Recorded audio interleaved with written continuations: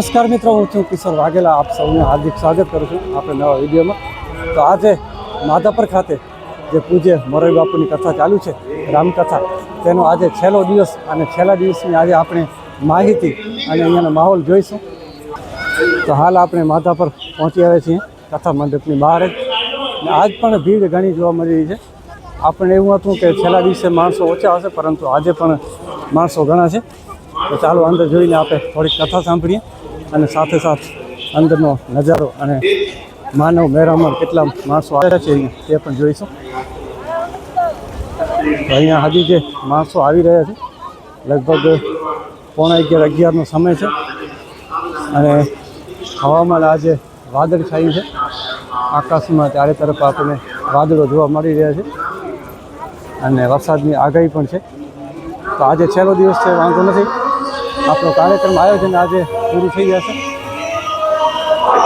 અને પબ્લિક છે કે હજી અહીંયા કને માણસો આગમન ચાલુ છે હજી.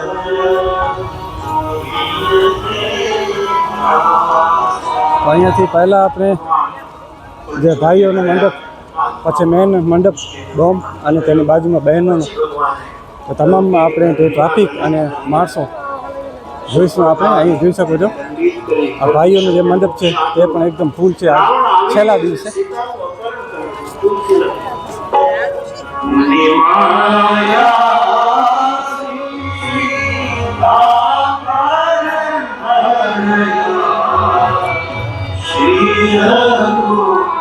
અને તેની આગળ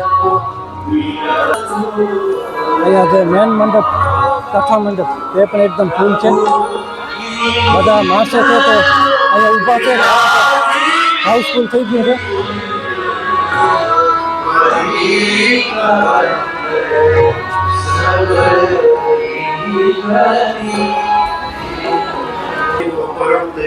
લીલા કરતા શોભે છે. જટાયુની ગતિ થઈ અને પછી ભગવાન શબરીના આશ્રમમાં 9 પ્રકાર ચર્ચા કરી. શબરીના માર્ગદર્શનમાં પ્રભુ પંપા સ્વરૂપ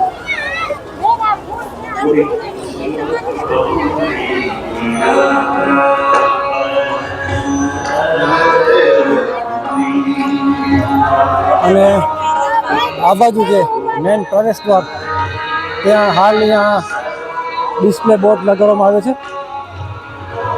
જેમાં જય સિયારામ, આપણે હનુમાન દાદાની તસવીર, પૂજ્ય ગુરુદેવ. અને આ બાજુ જે મેન મંડપ, મેન ડોમ, તેની બાજુમાં જે બહેનોનો મંડપ છે તે પણ એકદમ ફૂલ છે, તે પણ આપણે જોઈશું. તો મેન ડોમની બાજુમાં જ અહીંયા બહેનોનો જે મંડપ છે ત્યાં પણ આપણે એકદમ ફૂલ ટ્રાફિક આજે જોવા મળી રહી છે.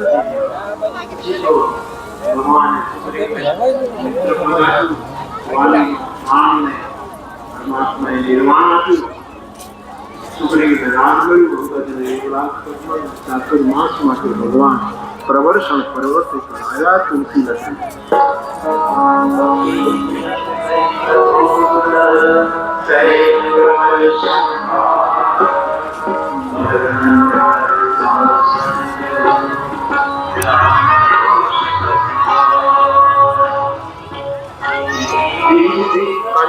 અને કથાની મંડપની આગળ આપણે પવન પણ સારો લાગી રહ્યો છે. અહીંયા કને જે ફિરકીઓ છે તે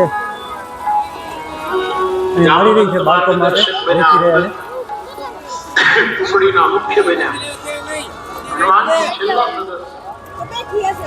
તો સરસ એવો પવન આજે લાગી રહ્યો છે અને વાદળછાયું વાતાવરણ. અહીંયા સામે જે નગરપાલિકા દ્વારા જે વોટર બાઉઝર અહીંયાની સગવડ માટે અહીંયા ફાયર બ્રિગેડ, પાણીની વ્યવસ્થા, કોઈ અણબનાવ ન બને તે માટે પણ રાખવામાં આવેલ છે.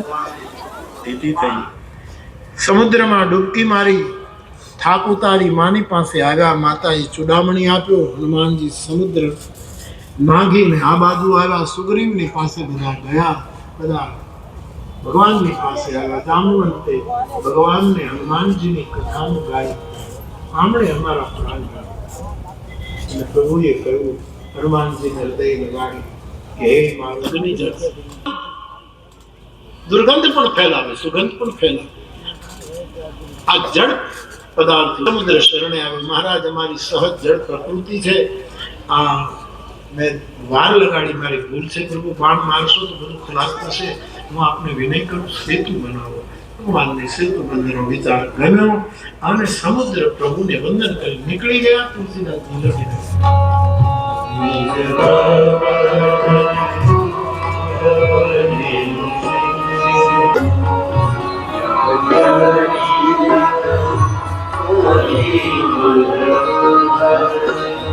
જય શ્રી રામ.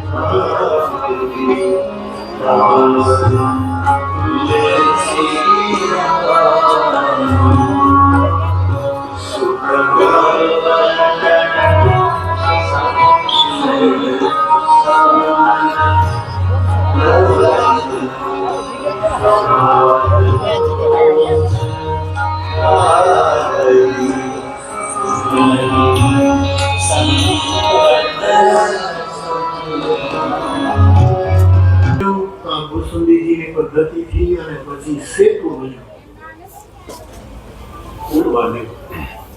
ભગવાને સેતુના પહેલા પગથિયા ઉપર જોઈને પ્રસન્ન આદરણી બહુ ઉત્તમ છે. મારી ઈચ્છા છે કે ભગવાન મહાદેવનું અહીંયા સ્થાપન કરવું. ઋષિઓની વૈદિક મંત્રોની સાથે ત્યાં રામેશ્વર ભગવાનનું સ્થાપન થયું. એકવાર ભાવથી બોલો, બોલીએ રામેશ્વર ભગવાન.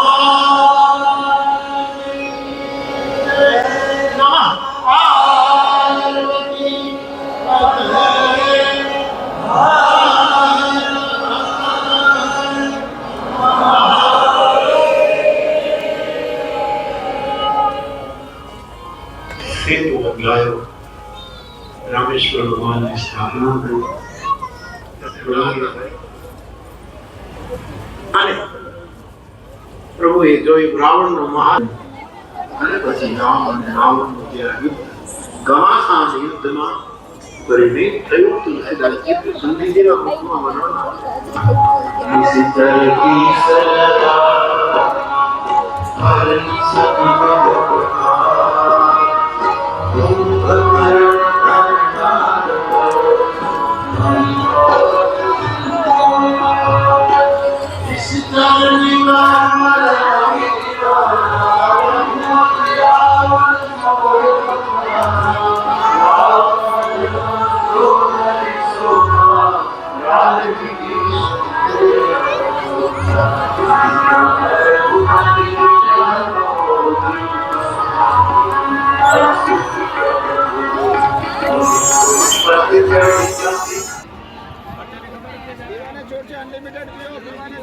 મિત્રો, કચ્છનું એક ગામડું જેનું નામ માધાપર, તો દેશ વિદેશમાં વખણાય છે. આ માધાપર ગામ જે વિશે વિખ્યાત છે, તે માધાપર ગામમાં હાલ જે મોરારી બાપુની રામકથાનું આયોજન ભવ્યથી અતિભવ્ય કરવામાં આવ્યું છે.